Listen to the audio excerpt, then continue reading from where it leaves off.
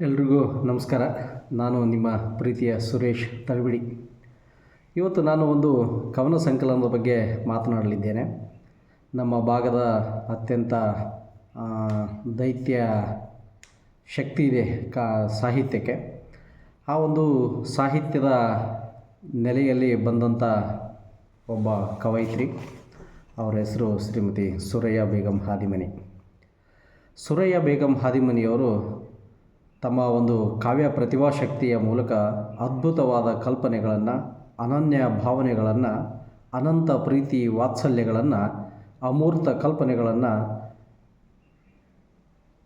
ಮಾನವನ ತಿಳುವಳಿಕೆಗೆ ನಿಲುಕದ ಸೃಷ್ಟಿಯ ಕಾರ್ಯಗಳನ್ನು ತಮ್ಮ ಮನದಂಗಳದಿ ಕಲ್ಪಿಸಿಕೊಂಡು ಅವುಗಳಿಗೆ ಅಕ್ಷರ ರೂಪವನ್ನು ನೀಡಿ ಕಾವ್ಯಧಾರೆಯಲ್ಲಿ ಸಹೃದಯರ ಅಂಗೈಗೆ ನೀಡಿದ ಕವನ ಸಂಕಲನವೇ ಮನದಂಗಳದಿ. ಈ ಒಂದು ಕವನ ಸಂಕಲನಕ್ಕೆ ತುಂಬ ಅರ್ಥಗರ್ಭಿತವಾಗಿ ದೇಹ ಮತ್ತು ಮನಸ್ಸುಗಳ ಸಂಕೀರ್ಣ ಕ್ರಿಯೆಗಳ ಮೂಲಕ ಮನುಷ್ಯ ಐಂದ್ರಿಕ ಕಾರ್ಯದಲ್ಲಿ ಹೇಗೆ ತೊಡಗುತ್ತಾನೆ ಎಂದು ವಿಷದಪಡಿಸುವುದರ ಮೂಲಕ ಶ್ರೀ ಗವಿಸಿದ್ದೇಶ್ವರ ಸಂಸ್ಥಾನ ಶ್ರೀ ಗವಿಮಠದ ಅಜ್ಜನವರ ಆಶೀರ್ವಾದದೊಂದಿಗೆ ಆರಂಭವಾಗುವ ಈ ಕವನ ಸಂಕಲನ ಅನೇಕರ ಹಾರೈಕೆಗಳನ್ನು ಪಡೆದುಕೊಂಡಿದೆ. ಒಟ್ಟು 30 ಕಾವ್ಯ ಕುಸುಮಗಳನ್ನು ಹೊಂದಿದ ಈ ಕಾವ್ಯಮಾಲೆ ಕಣ್ಣು ಮುಚ್ಚಿದ ವಿರಾಗಿಯೊಂದಿಗೆ ಆರಂಭವಾಗುತ್ತದೆ. ಈ ಕವನ ಓದುತ್ತಿದ್ದಂತೆಯೇ ನಾನು ಸುಮಾರು 25 ವರ್ಷಗಳ ಹಿಂದೆ ಬೆಂಗಳೂರಿನ ವಿಜಯನಗರ ಸಾರ್ವಜನಿಕ ಗ್ರಂಥಾಲಯದಲ್ಲಿ ಕವಿ KS ನಿಸಾರ್ ಅಹಮದ್ರವರ ಪ್ರಾತಿನಿಧಿಕ ಕವನಗಳನ್ನು ಓದುವಾಗ ಅಲ್ಲಿ ಒಂದು ಕವನ ಬರುತ್ತೆ, ನಾಡದೇವಿಯೇ ಎಂಬ ಕವನ ನನ್ನ ಸ್ಮೃತಿ ಪಟಲದಲ್ಲಿ ತಟ್ಟನೆ ಬಂದು ಹೋಗುತ್ತದೆ. ಆ ಒಂದು ಕವನ ಹೀಗಿದೆ: ನಾಡದೇವಿಯೇ ಕಂಡೆ ನಿನ್ನ ಮಡಿಲಲ್ಲಿ ಎಂಥ ದೃಶ್ಯ, ನೋವು ನಗೆಯ ಸಮ್ಮಿಶ್ರದಲ್ಲಿ ಎದೆಯಾಯಿತದಕ್ಕೆ ವಶ, ಒಂದೆದೆಯ ಹಾಲ ಕುಡಿದವರ ನಡುವೆ ಎಷ್ಟೊಂದು ಭೇದ ತಾಯೆ, ಒಂದೇ ನೆಲದ ರಸ ಹೀರಲೇನು ಸಿಹಿ ಕಹಿಯ ರುಚಿಯ ಕಾಯಿ, ನಾಡದೇವಿಯೇ ಕಂಡೆ ನಿನ್ನ ಮಡಿಲಲ್ಲಿ ಎಂಥ ದೃಶ್ಯ. ಕತ್ತಲು ಕಂಗೆಟ್ಟು ಕುಂತಿರುವಾಗ, ಹೀಗೆ ಕವನ ಮುಂದುವರಿಯುತ್ತದೆ. ಅದು ಕೊನೆಯ ಲೈನಿಗೆ ಬರ್ತೀನಿ ನಾನು.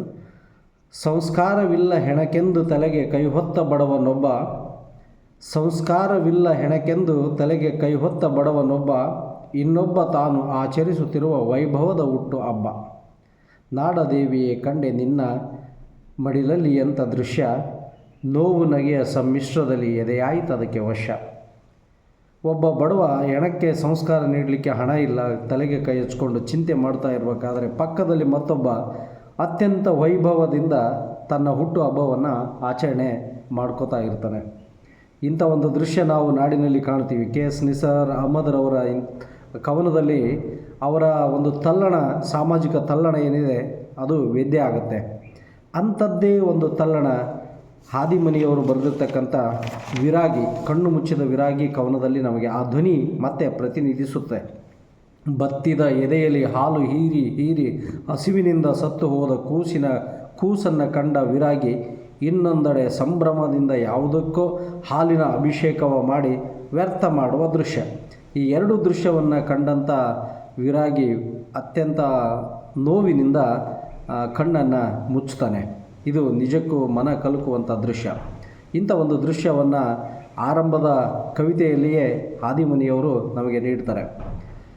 ಬಸವಣ್ಣನವರ ಒಂದು ವಚನ ಇದೆ: ಕಲ್ಲ ನಾಗರ ಕಂಡರೆ ಹಾಲೆರೆ ಎಂಬುವರು, ದಿಢ ನಾಗರ ಕಂಡರೆ ಕೊಲ್ಲೆಂಬುವರು, ಉಣ್ಣುವ ಜಂಗಮ ಬಂದರೆ ಮುಂದೆ ನಡೆ ಎಂಬುವರು, ಉಣ್ಣದ ಲಿಂಗಕ್ಕೆ ಬೋನವ ಹಿಡಿಯುವರು, ನಮ್ಮ ಕೂಡಲ ಸಂಗನ ಶರಣರ ಕಂಡು ಉದಾಸೀನವ ಮಾಡಿದಡೆ ಕಲ್ಲ ತಾಗಿದ ಮಿಟ್ಟೆಯಂತಪ್ಪರಯ್ಯ ಅಂತ. ಇದು ಎಷ್ಟೊಂದು ವಾಸ್ತವಿಕವಾಗಿದೆ ಅಂದರೆ, ಕಲ್ಲು ದೇವರನ್ನು ಪೂಜಿಸ್ತೀವಿ, ನಿಜವಾದಂಥ ಮನುಷ್ಯರನ್ನು ನಾವು ಪ್ರೀತಿಸೋದೇ ಇಲ್ಲ. ಈ ಒಂದು ಪ್ರಶ್ನೆ ಕವಯಿತ್ರಿಯಾಗಿರ್ತಕ್ಕಂಥ ಸುರಯ್ಯ ಬೇಗಂ ಹಾದಿಮನಿಯವರಲ್ಲಿಯೂ ಕೂಡ ಮೂಡಿ ಬಂದಿದೆ. ಅದು ಕವನದ ಶೀರ್ಷಿಕೆ ಏನು ಅಂತಂದರೆ, ಕಾಡುತ್ತಿದೆ ಹೀಗೆ ನನಗೊಂದು ಪ್ರಶ್ನೆ. ಈ ಕಾಡುತ್ತಿದೆ ಹೀಗೆ ನನಗೊಂದು ಪ್ರಶ್ನೆಯಲ್ಲಿ ಕೂಡ ಬಸವಣ್ಣನವರು ಎತ್ತಿರ್ತಕ್ಕಂತಹ ಪ್ರಶ್ನೆನೇ ಕವಯಿತ್ರಿಯವರು ಇಲ್ಲಿ ಎತ್ತಿದ್ದಾರೆ.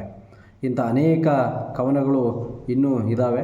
ಅವುಗಳ ಬಗ್ಗೆ ಮುಂದಿನ ವಿಡಿಯೋದಲ್ಲಿ ವಿಶ್ಲೇಷಣೆಯನ್ನು ಕೊಡ್ತೀನಿ. ಸದ್ಯಕ್ಕೆ ಇದು ಆರಂಭದ 2 ಕವನಗಳು. ತಮ್ಮ ಒಂದು ಚಿಂತನ ಮಂಥನಕ್ಕೆ ಹಚ್ಚಿರ್ತಕ್ಕಂಥದ್ದದ. ತಾವು ಆಲಿಸಿ ಇದನ್ನು ಬೇರೆಯವರಿಗೂ ಕೂಡ ಶೇರ್ ಮಾಡಿ ಅಭಿಪ್ರಾಯಗಳನ್ನು ನನ್ನೊಂದಿಗೆ ಹಂಚಿಕೊಳ್ಳಿ ಅಂತ ಹೇಳ್ತಾ ಎಲ್ರಿಗೂ ನಮಸ್ಕಾರ.